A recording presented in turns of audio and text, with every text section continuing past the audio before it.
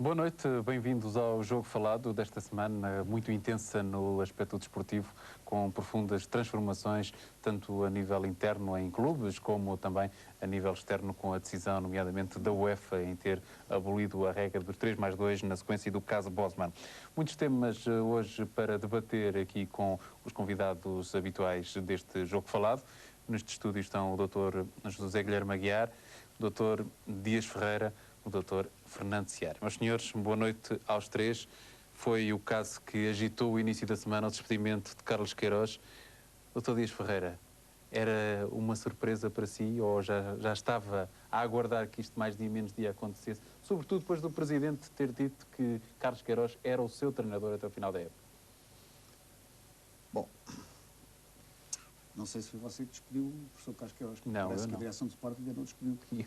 Eu não tive nenhuma responsabilidade, garanto. Bom, não. A extensão, a TV2 teve alguma, mas enfim. Mas é tudo gente crescida, de maneira que não é provavelmente a sua responsabilidade direta. Não é que você falou do despedimento do professor Carlos Queiroz? Parece que não. Parece que houve uma intenção de rescisão amigável, parece que diz aquele comunicado de 3 linhas. Mas enfim, julgo que o vosso pensamento, quando vocês estão a dizer que o professor Carlos Queiroz foi despedido, julgo que qual é o montante da população portuguesa? Devem ser 9 milhões ou 10 milhões, não é? Fora os imigrantes. 9 milhões e 800 mil. Toda a gente diz que o professor Carlos Queiroz foi despedido, mas o Sporting no seu comunicado acha que ainda não foi despedido. Se eu já estava à espera... Bom, como sabe, eu nunca acreditei que, desde o princípio, o professor Carlos Queiroz fosse o treinador do Presidente. É evidente que não era, toda a gente sabe isso, toda a gente percebeu isso, desde a primeira hora. Até porque não podia ser, forçosamente não podia ser, porque o projeto do Sporting, que foi tal que foi apresentado, é um projeto para 3 anos. A peça indispensável desse projeto, ou foi considerado várias vezes peça indispensável desse projeto, peça entre aspas, obviamente, peça indispensável desse projeto, o professor Carlos Queiroz, portanto, desse projeto para 3 anos, e o presidente do Sporting desde logo anunciou que era presidente apenas por 1 ano. Portanto, há aqui qualquer coisa que na realidade não está correta, que não está certa e que talvez tenha inquinado este projeto realmente desde o princípio, na sua essência. Portanto, o projeto do Sporting continua, eu julgo que é um projeto diferente, um projeto que os membros altamente credíveis que compõem o Conselho Fiscal julgo que se mantém. Acha que continua mesmo? Continuo a acreditar nele, obviamente, e acho que não tem nada a ver com isto. Admito que se tenha enganado, obviamente, e possivelmente num dos executores do projeto, ter-se-á enganado, ter-se-á não terá escolhido a pessoa indicada. Obviamente, os outros não são executores do projeto. O executivo, como o próprio nome indica... Não acha que o professor Carlos Queiroz também terá contribuído com aquelas afirmações que fez aqui na entrevista ao programa Segunda Parte? Não sei se terá contribuído nisso, não. Eu, para mim, antes e depois do 25 de Abril, antes do 25 de Abril sempre me insurgi contra os delitos de opinião, por isso não fazia parte do regime anterior. Depois do 25 de Abril, isso nem menos faz sentido, já o disse aqui várias vezes, e, portanto, julgo que foi instaurado a situação no Sporting de que realmente há delitos e processos ilegais, quer dizer, toda a gente faz diversas coisas e diversos acontecimentos, mas só quem dá opiniões, e designadamente quem dá opiniões discordantes de determinadas pessoas, é que é prosseguido disciplinarmente por dito opinião. Neste caso, nem sequer isso aconteceu, porque, pelos vistos, quando muito o professor Carlos Queiroz, com as suas declarações, poderia contribuir para a instauração de um processo disciplinar, no qual ele teria o seu direito de defesa, etc. Mas isso, enfim, se nós... Vamos aqui só ouvir rapidamente... estivéssemos dentro de algumas situações em que realmente fosse respeitado esse delito. Mas, portanto, não é grave aquilo que está a acontecer, não é grave o que está a acontecer, porque acho que o projeto continua e acho que nós, dos Sportingistas, ao fim e ao cabo, temos que aguardar é a posição realmente dos mentores do projeto, daqueles que sustentam o projeto. Qual é a posição deles? Essa ainda não sabe. Quanto à posição do Presidente, ele também ainda não falou, portanto não vale a pena a gente estar aqui a falar muito, reservo para falar na altura em que ele realmente será uma coisa. Até agora também ainda não justificou nada perante os sócios do Sporting, limitou-se a um comunicado lacónico, um pouco equívoco, nessa altura a gente O falou. que é que acha desta situação? Acho que, de facto, esta situação não é uma situação... É uma situação que, infelizmente, começa... É normal nos clubes portugueses. Não ficou surpreendido? Não, sinceramente não. Eu penso que... Aliás, Toda a gente estava à espera então do despedimento de Carlos Queiroz. Eu disse no programa a seguir, quando realmente o Dr. Dias Ferreira ainda quis ter alguma... Intimamente ainda quis ter alguma esperança de que, efetivamente, a reflexão que o Presidente tinha feito de um dia para o outro tinha sido uma reflexão pronto, em que continuava a apostar na situação. Eu, sinceramente, penso que esta reflexão que foi feita em 24 horas não foi uma reflexão, foi uma inflexão, que é completamente diferente. Apenas, a questão que está aqui em causa, é evidente que eu não discuto a política interna do Sporting desportiva, cada qual toma a política que quer.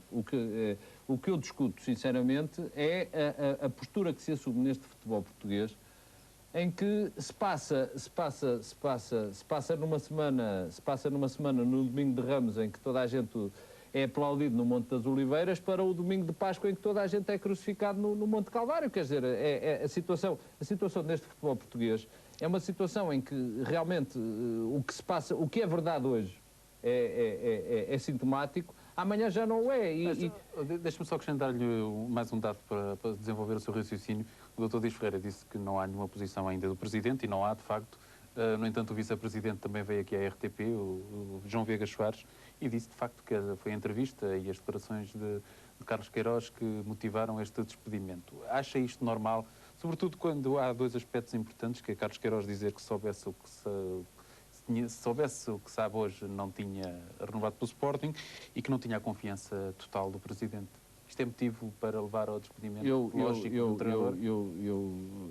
Deixa-me pôr o caso de outra maneira. Não sou entidade disciplinar para saber, dentro da disciplina interna do Sporting, porque há fundamentos, há razões que podem ser justificativas de uma rescisão contratual em determinadas circunstâncias. Isto é, as mesmas palavras, os mesmos gestos para uma determinada entidade disciplinar podem ser muito graves, para outra entidade disciplinar podem não ter essa gravidade. Por isso, eu, como não sou apreciador, não sou juiz dessa situação, não vou fazer comentários. Agora, o comentário que eu faço é, como jurista, dizendo se efetivamente acharam que a entrevista do professor Carlos Queiroz era constitutiva de um ilícito disciplinar suscetível de conduzir ao seu despedimento, então o Sporting, como entidade respeitável e respeitada que deve ser, devia tomar a atitude legal, que era de promover um processo disciplinar ao senhor professor Carlos Queiroz, tal como fez o atleta Oceano, tal como fez, suponho, outros atletas, e depois de tiradas as conclusões, se efetivamente chegasse à conclusão, era uma situação. Agora, o despedimento tucur, sem qualquer espécie de procedimento disciplinar, dizendo apenas que a causa do despedimento é isto, há uma razão jurídica que não há ninguém que ponha em causa. É que o despedimento é nulo ou é inválido e, como tal, dá direito às consequências que a lei portuguesa atribui aos despedimentos sem justa causa. Por isso, quanto a isso estamos sem ter. Quanto a haver ou não, Dr. Dias Ferreira, põe a questão, o ponto de interrogação no despedimento, eu, com toda a sinceridade, como cidadão deste país, não tenho dúvidas nenhumas de que o contrato do professor Carlos Queiroz foi rescindido unilateralmente pelo Sporting Clube Portugal. Se foi por comunicado, se foi por transmissão verbal, se foi por declarações de alguém, algum órgão de comunicação social, o meio aqui é manifestamente inócuo. O que existe, efetivamente, é uma rescisão contratual unilateral. Essa parece-me que não há dúvidas quanto a isso. Estou Franciana. Ainda existe, de facto, projeto no Sporting para desenvolver? Eu penso que deve existir um projeto ainda no Sporting. Penso que a filosofia dos órgãos sociais deve continuar. Penso que mesmo um projeto é essencial para a viabilidade desportiva e também para a viabilidade patrimonial global, económico-financeira do Sporting, mas permita-me que saliente 4 pontos fundamentais. Primeiro ponto, que diz respeito ao Sporting agora, como há alguns meses disse respeito ao Benfica, é que são os resultados esportivos que hoje em dia valem mais do que qualquer tipo de projeto. É evidente que o projeto no Benfica de Artur Jorge também era a médio prazo. No princípio da época, resultados negativos determinaram a saída do técnico. É evidente também que resultados esportivos objetivos, em relação a grandes expectativas ou altas expectativas para o Sporting, determinaram a saída do professor Carlos Queiroz. O único local onde parece, dos três grandes, onde parece não haver projeto é no Futebol Clube do Porto. Não, mas eu vem penso que- ganhando as competições. Não, é evidente, o Porto, a lógica do projeto está subjacente à eficácia dos resultados competitivos. É evidente que o Porto, o que não podemos ignorar, é que conjuga uma lógica que penso eu que tem algum projeto. Subjacentemente, o Porto está a reconstruir-se e está a moldar uma equipa e uma estrutura de clube interessante face às circunstâncias concretas, económicas ou financeiras da realidade esportiva portuguesa, mas vai aliando a isso uma personalidade, um presidente fortíssima e depois a eficácia competitiva. O Porto é campeão, se não é campeão, Não, a conclusão que me está de parece, acordo? É isto. a conclusão que me parece que se deve extrair das suas palavras, e que eu concordo absolutamente com elas, é que a gestão de uma equipa de futebol não é uma coisa que qualquer pessoa que caia do céu aos trambolhões, ou que pelo facto de lhe sair o totoloto passa a ter uma fortuna bancária no banco, pode fazer com essa facilidade toda. Quer dizer, gerir uma equipa de futebol, gerir um clube desportivo, é gerir uma realidade económica e social. E social, isto é importantíssimo, é social, porque aqui a rentabilidade é fácil quando uma pessoa diz assim que está numa indústria onde a produção da indústria é mecânica, isto é, depende do bom ou mau funcionamento das máquinas.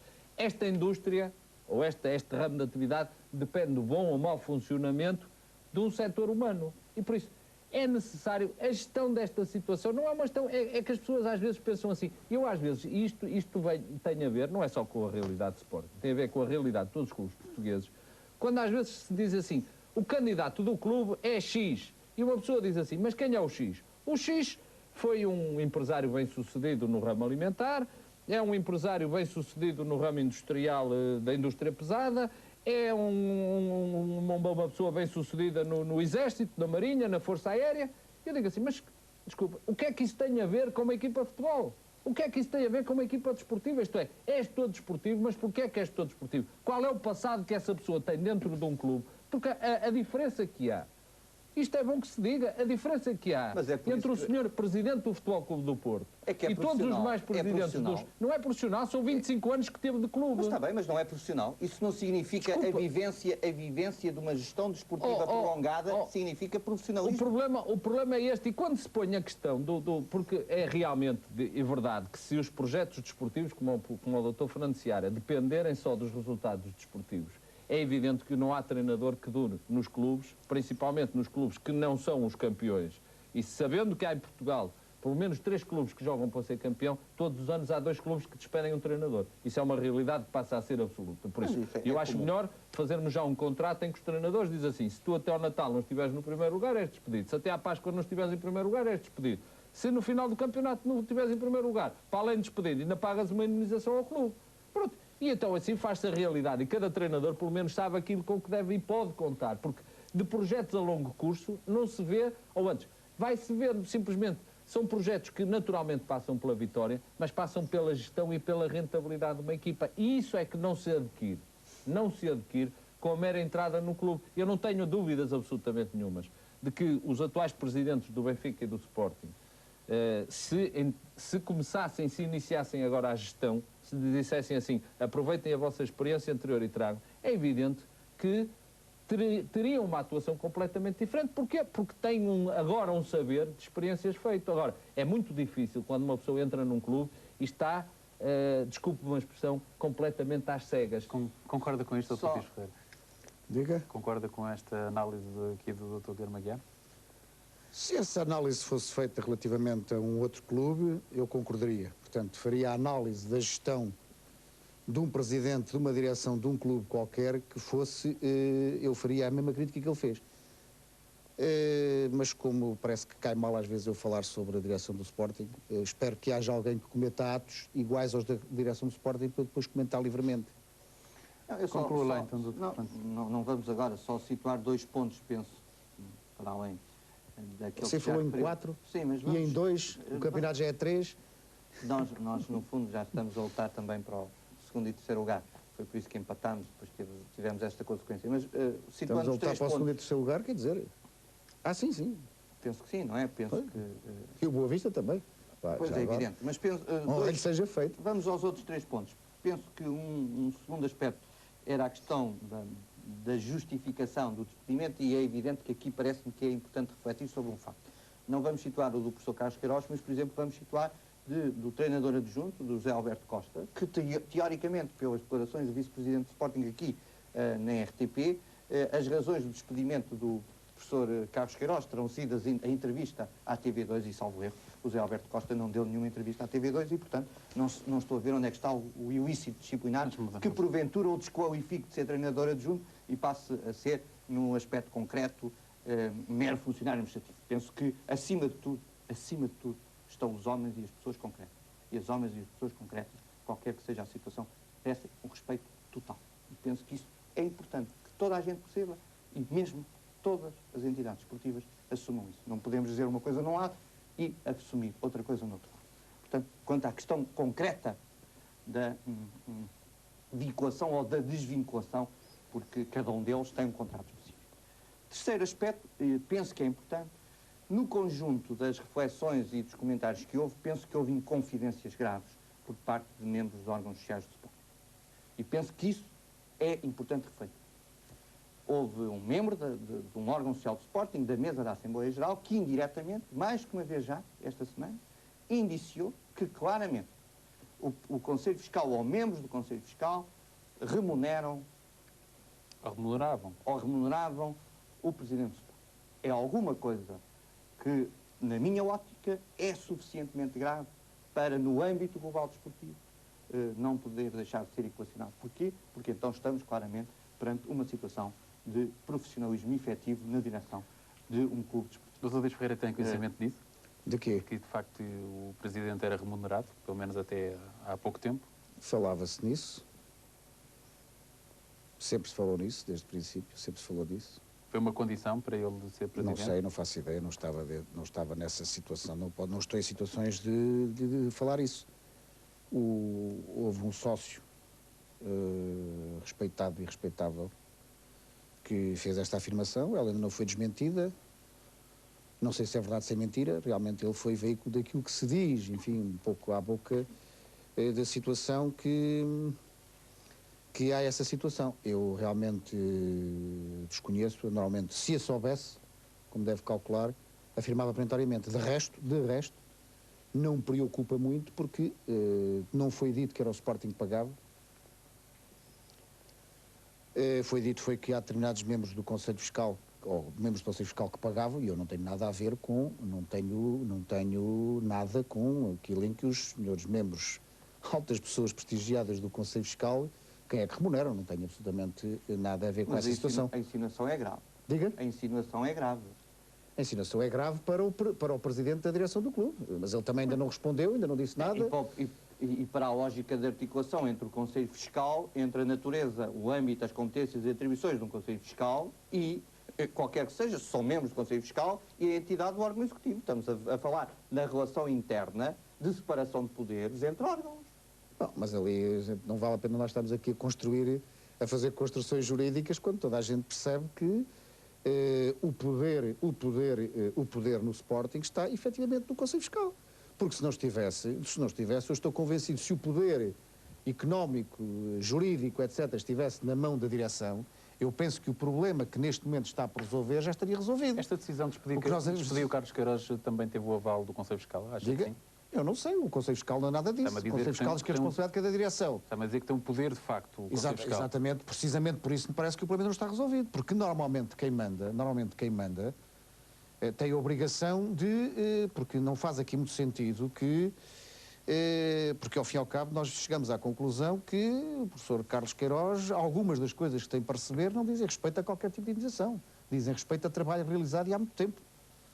E, portanto, eu tenho que compreender que há aqui alguém que não está a cumprir, não está aqui a resolver essa situação. É uma verba significativa. E significa que a pessoa... a direção tomou esta atitude sem... Significa que a pessoa que assumiu esta medida ainda não tem aval de ninguém para pagar.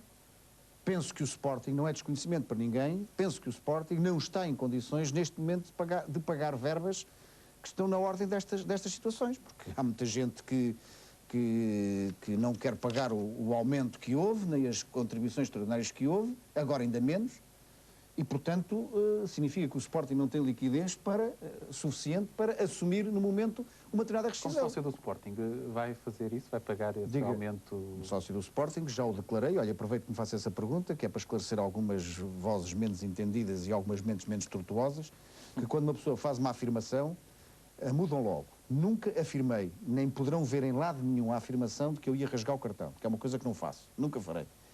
Aquilo que eu disse é que, eventualmente, o entregaria, num momento de revolta, pelo qual tenho as minhas razões, mas não é a altura oportuna de eu transmitir onde é que vai a minha revolta toda, porque há coisas que desconheço, eu só gosto de afirmar com o conhecimento dos factos, mas devo-lhe dizer que, na realidade, não estou motivado para contribuir com a minha cotização para se pagar situações deste género.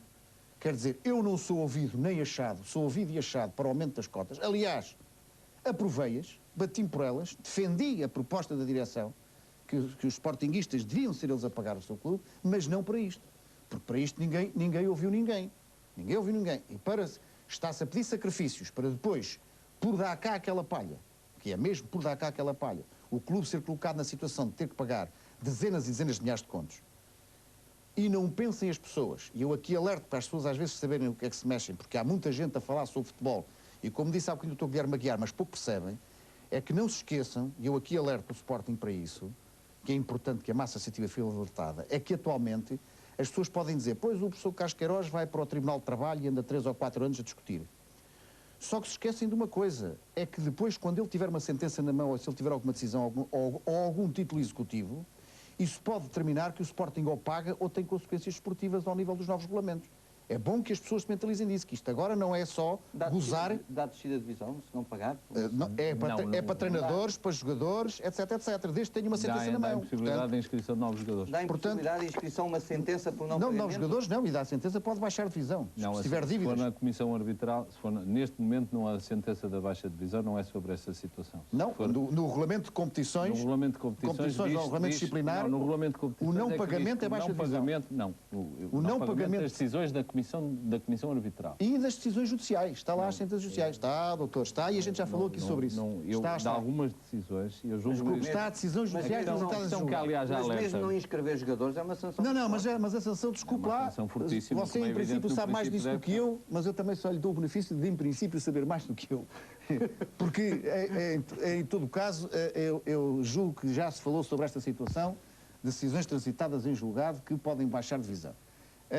E até julgo que já falámos aqui num dos programas, não a propósito desta situação, mas a propósito de outros. Agora, mas para lhe responder à sua pergunta, claramente, não contribuirei, enquanto esta situação estiver resolvida e enquanto eu verificar, e só, digamos, modifiquei a minha posição, aliás, pus logo essa ressalva, e neste momento tenho essa ressalva, porque na realidade, as pessoas em quem eu continuo a acreditar, que são, efetivamente, já falámos aqui várias vezes, que são os autores e os mentores do projeto para o Sporting, em que eu acredito e perante os quais eu não me sinto ainda defraudado, admito que se enganaram, mas não me sinto defraudado pelo projeto.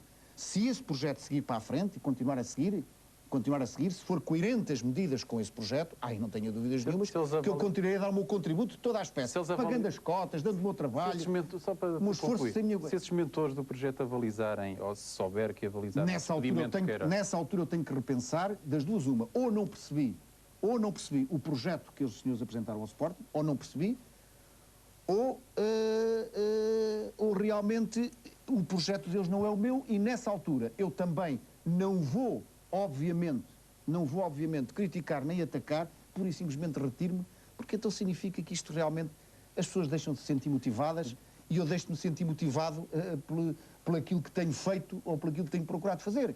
E, portanto, não vale a pena, quer dizer, continuo a dar a minha opinião de fora e livremente, e não tenho que, como eu dizia no outro dia, há coisas boas na vida para fazer, e, quer dizer, portanto, a pessoa também passar a vida a sofrer e a passar a ter as ilusões também é demais. Já portanto, estamos com bastante tempo de programa em relação a este assunto. Eu gostava de lançar um outro tema.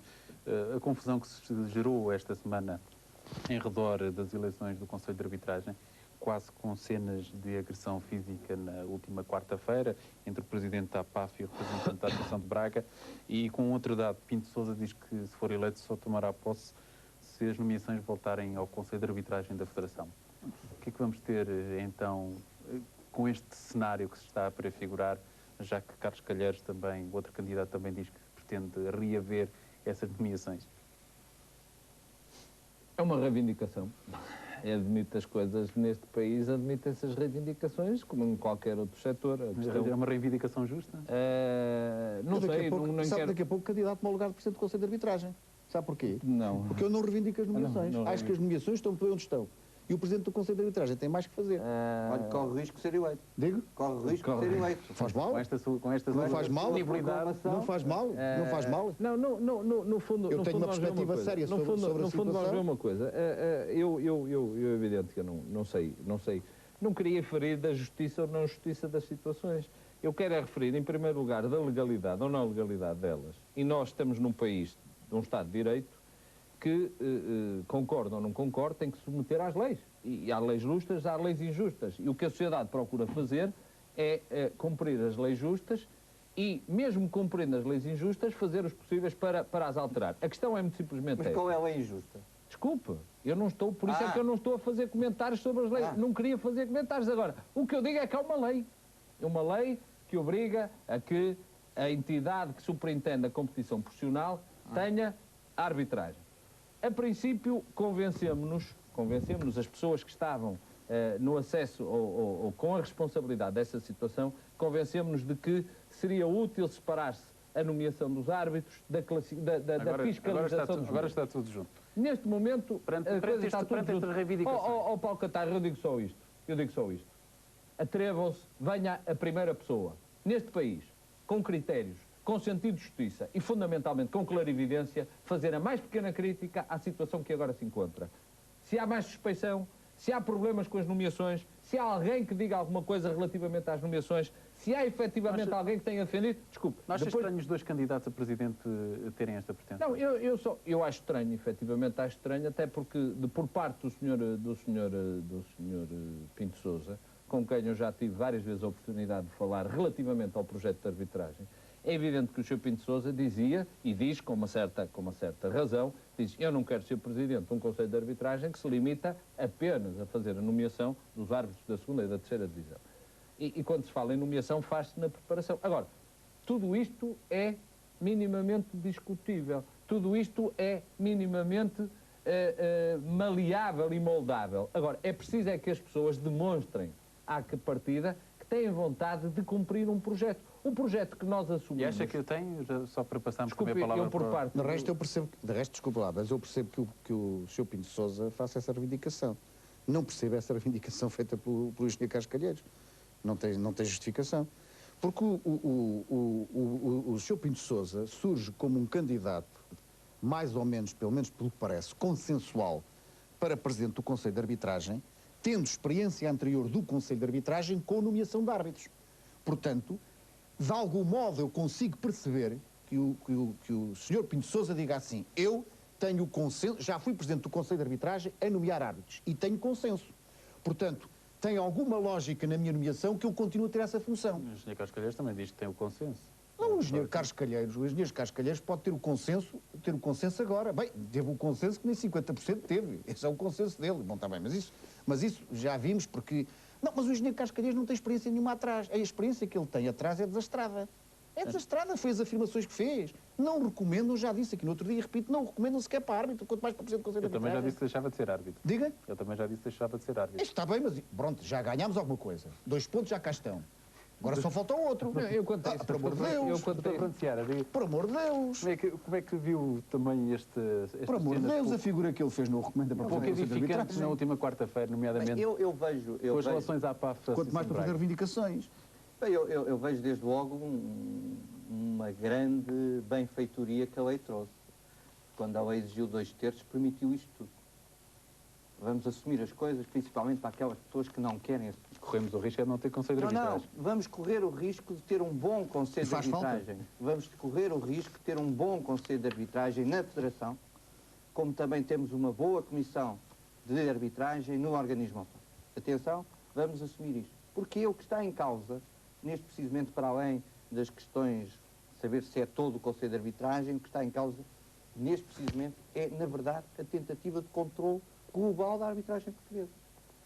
Com as lógicas de manutenção de todo o sistema existente. Por exemplo, eu acho, e nesse aspecto critico, como o outro também critico a Comissão Disciplinar do Organismo Autónomo, porque aceitou quase tipo tribunal comum, que o senhor engenheiro Carlos Calheiros dissesse que afinal aquilo que ele disse na televisão e que todos nós ouvimos não tinha relevância e não podia ser concretizado. Desculpe, eu percebo a sua lógica, só que esquece aqui de um pequeno pormenor. É que a Comissão Disciplinar do organismo autónomo não tem competência disciplinar sobre os árbitros, por isso limitou-se a ouvir o engenheiro Carlos Calheiros, porque o senhor engenheiro Carlos Calheiros fez uma afirmação pública dizendo: eu conheço, mas não me mandava, os dirigentes... remetia o processo imediatamente para a Comissão, para o Conselho de Disciplina ou para o Conselho de Justiça da Federação Portuguesa de Futebol, em razão da estrutura dirigente da APAF, que é o engenheiro Carlos Calheiros. Mas tinha que referenciar isso. Desculpe, mas não diz que ainda não se disse que não o fez. A única espero coisa, eu que tenha feito. A única coisa que a Comissão Disciplinar do organismo autónomo entendeu por bem fazer, e eu acho que aqui a sua atitude é de aplaudir, para que não se criassem expectativas sobre algumas declarações que ficassem no sigilo e no segredo dos deuses, e se dissesse que a Comissão Disciplinar tinha conhecimento de algum facto ilícito e não tinha agido em conformidade, a Comissão Disciplinar veio dizer apenas isto: o que o Sr. Engenheiro Carlos Calheiros disse é não, o que nada. O Sr. Engenheiro Carlos Calheiros disse é que não disse. Não, é que não disse, pronto. Exatamente, é uma coisa espantosa. Isto foi aquilo que a Comissão Disciplinar tomou relativamente ao público. Aquilo que a Comissão Disciplinar...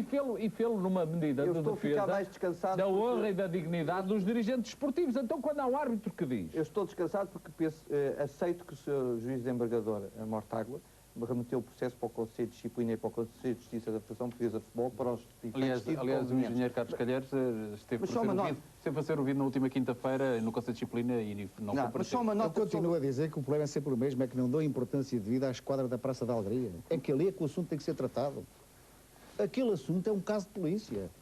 Tem que ser logo detido para averiguações, logo, para tratarem disso. Mas isto andou tudo com parinhos quentes.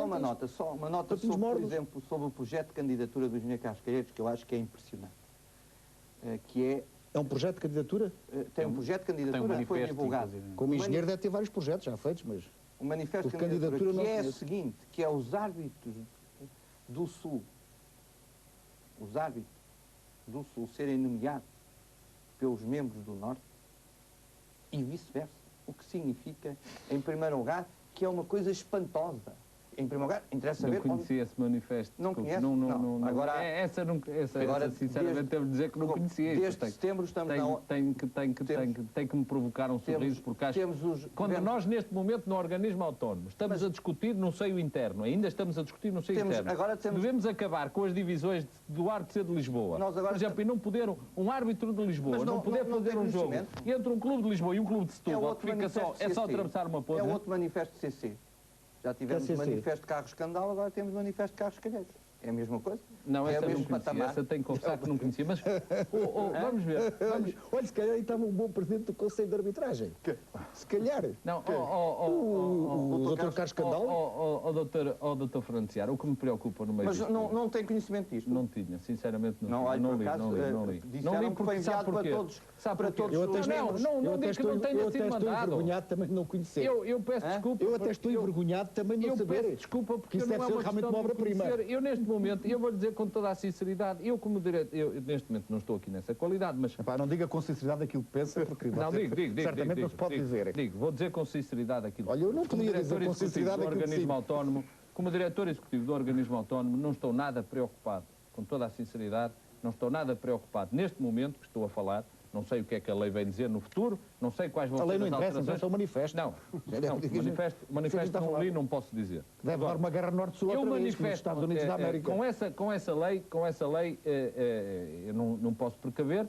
A acreditar no comunicado do Conselho de Ministros, há apenas e tão só uma transferência de poderes, uma delegação de competências de uma situação para outra situação. Apenas e só. Aliás, hoje mesmo o Secretário de Estado do Desporto confirmou isso numa entrevista. Então, a ser assim, eu não estou nada preocupado, porque quando eu tenho, e outro dia disse-o publicamente aqui, quando eu tenho o privilégio de poder trabalhar com uma comissão, como é a Comissão de Arbitragem, como é a Comissão Disciplinar, peço desculpa, mas eu não leio manifestos, seja de quem for. E a única coisa que eu me manifesto, aí eu sim manifesto-me, é contra a atitude que, eu tenho que o dizer, que os árbitros têm vindo a tomar. Árbitros, não vou dizer que os árbitros todos, Mas não posso deixar de me manifestar. Quando nós, no organismo autónomo, penalizamos fortissimamente dirigentes que se atrevem a pôr em causa a honestidade e a honorabilidade dos árbitros. E temos várias decisões já para o comprovar. Quando penalizamos terrivelmente treinadores que no final dos jogos, às vezes no calor das situações, proferem declarações que considerávamos lesivas para a honestidade e a integridade dos árbitros. Eu acho inacreditável e tenho que manifestar-me publicamente contra esta situação quando vejo os próprios árbitros a denegrirem-se a si próprios, a autodestruírem-se, a criarem sobre si mesmos o clima de suspeição. Aí é que eu tenho que publicar o meu manifesto. Não é escrito, mas é verbal e é um direito que me assiste como cidadão deste país. É um sinal de abertura, por exemplo, nesse manifesto dá-se nota que os órgãos de comunicação social, quando se passarem a referir aos árbitros, só devem utilizar 5 expressões: excelente, bom, suficiente, medíocre e mau, não é?